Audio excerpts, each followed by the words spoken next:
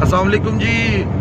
आवारा गर्दों का ये टोला कुमराट की वादियों और उसके दियार के दरख्तों के बोसे लेता हुआ, उसकी आबशारों से बातें करता हुआ, उसके दरिया में अपने पाँव नीलगू, उसके दरिया के नीलगू पानी से अपने पाँव को धोता हुआ और उसकी फूलों, उसकी खुशबुओं से बातें करके आज लाहौर वापस जा रहा है। तो ये मुदस्सिर गोंदल साहब ने एक कुमराट के जो विज़िट डिज़ाइन किया, ये बड़ी शानदार एक वैली है, कुमराट वैली।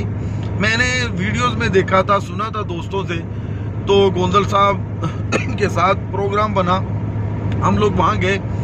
कुमराट का भी एक, यानी कि आप समझ लें कि रब बिल्कुल करीब, ज़मीन के करीब आके वहाँ बस रहा है, पहाड़ों के कोनों में, और हर तरफ फितरत के बड़े शानदार मनाज़र है। इस पर बात करते हैं, लेकिन पहले कुमराट जाने वाले जो टूरिस्ट हैं, स्याह हैं, उनके लिए कुछ ज़रूरी 2-3 बातें गोंदल साहब ने, क्योंकि इसको मैनेज किया लाहौर से और बाकी इलाकों से भी अगर आएंगे तो वो इस हिसाब से इसको कर लेंगे। तो ये ज़रा गोंदल साहब बताएं कुमराट का सफ़र। जी अस्सलाम वालेकुम व्यूअर्स, कैसे हैं आप? ठीक हैं और सब खैरियत? जी सर, टूर हमारा कुमराट वैली के लिए इस तरह था कि लाहौर से इस्लामाबाद से स्वात मोटरवे चकदरा से आप नीचे उतर जाएंगे। इस्लामाबाद तक जो है ना वो तकरीबन 5 घंटे लगेंगे, आगे 2 घंटे में आप चकदरा उतर जाएंगे। चकदरा से फिर जो लोअर दीर वाला रोड है उस पर चले जाएंगे तो दीर तक भी तकरीबन आपको 3-4 घंटे लग जाएंगे। दीर से फिर आप लेफ़्ट मुड़ेंगे बाबे कुमराट से एंटर हो गए तो वो रोड जो है ना सीधा कुमराट आपको लेके जाएगा।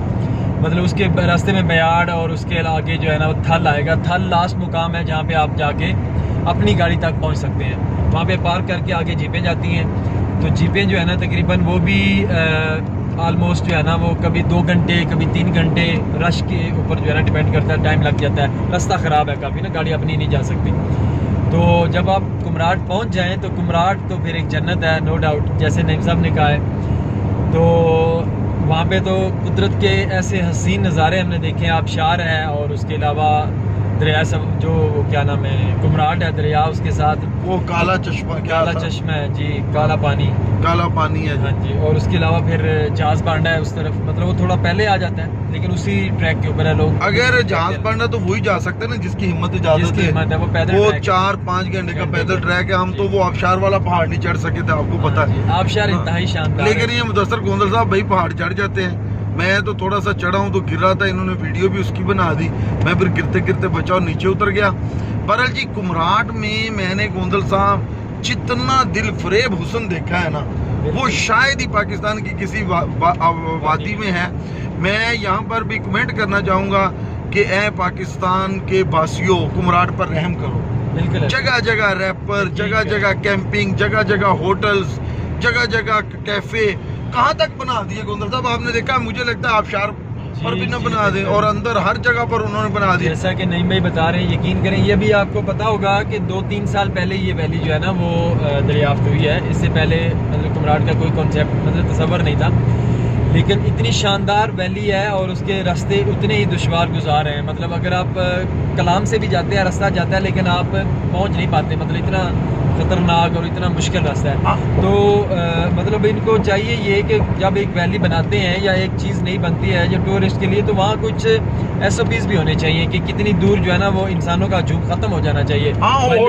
होटल्स अब आबशार तक होटल पहुँच गए इंसान, मतलब वहाँ पे इतना हजूम, इंसान तो नो डाउट जाते हैं लेकिन बाकी चीज़ें जो गंद डाल रहे हैं ना, होटलिंग उधर, सारा कुछ कैंपिंग, हर चीज़ उधर, टॉयलेट सब कुछ, यानी वो जो एक कुदरती हुस्न था वो उसका मान पड़ता जा रहा है। वो इंतहाई शानदार वैली है। जिसने कुमराट नहीं देखा, पाकिस्तान की खूबसूरती नहीं देखी। हाँ, ये बात सच है, वो स्विट्जरलैंड है। और मैं तो ये कहूँगा कि टूरिस्ट जो है ना, छुट्टियों का इंतजार ना करें, बस छुट्टियां लेके जाएं, क्योंकि छुट्टियों में मतलब के रश ही हो जाता है। तो आप लोग अगर एंजॉय करना चाहते हैं तो हॉलीडेज के बगैर जाएं, हॉलीडेज के बगैर प्लान करके जाएं। और ये कितने घंटे का टोटल सफर होगा? मसलन अगर कोई लाहौर से जाता है, नहीं मतलब लाहौर से स्वात तो मेरा ख्याल है कि 7 घंटे, तकरीबन 12 घंटे लगेंगे आपको कुमराट पहुँचने तक। मेरा जो 12 घंटे, 12 अगर रश हुआ 2, 7, 4, 11, 12, 13, यानी कि रश हुआ तो बढ़ भी सकते हैं। ये और क्योंकि हम लोग रश डेज में गए थे तो काफी वक्त लगा। बहरहाल जी, अभी बड़े यानी कि रोड पूरा बनना चाहिए। ये शरंगल, ब्याड़ और ये जो दरमियान में थल तक रोड पूरा शानदार, आगे तक भी बन सकता है, शानदार बने। और एक और रोड भी जो गोंदल साहब ने जिक्र किया जहाँ पर जहाज पांडा है, मुझे वो नाम ही नहीं आता था, मैं तो फूड पांडा कह रहा था बार बार, तो इन्होंने मुझे कहा कि आप फूड पांडा मत कहें, मैंने जहाज पांडा फिर उसको याद कर लिया।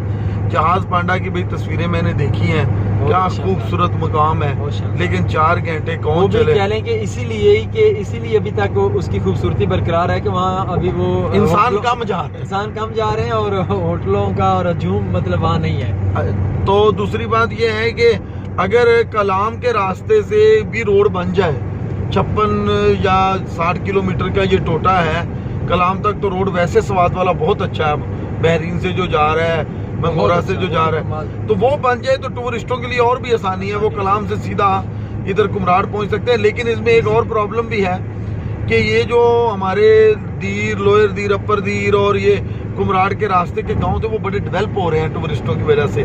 चलो अगर वो नहीं बनाना तो ये हुकूमत बना दे, होटलिंग का, वहाँ रहने का, वहाँ SOPs का, सफाई का और जो इंतजाम किया जाए। एक सबसे अहम बात करना चाहता हूँ, महंगाई से मुराद है कि वहाँ जो लोकल मतलब हैं होटलिंग वगैरह वाले, मतलब उन्होंने जो एक महंगाई मतलब इसके ऊपर गवर्नमेंट को जो है ना वो एक जो प्राइस कंट्रोल सिस्टम होता है या कमेटी होती है, कमेटी क्या मतलब कोई एक पहले 20% बढ़ा के लगा दे, एक रेट डिसाइड करें वहाँ वो सब वही ले। हाँ जी साहब, 100 रुपए की रोटी तो कोई नहीं खा सकता सर, मतलब किसी भी जगह पाकिस्तान में। तो ये मतलब मेरा तो ख्याल है गोंदल साहब सबसे अच्छा काम वही है जो खेमे ले जाते हैं मलंग।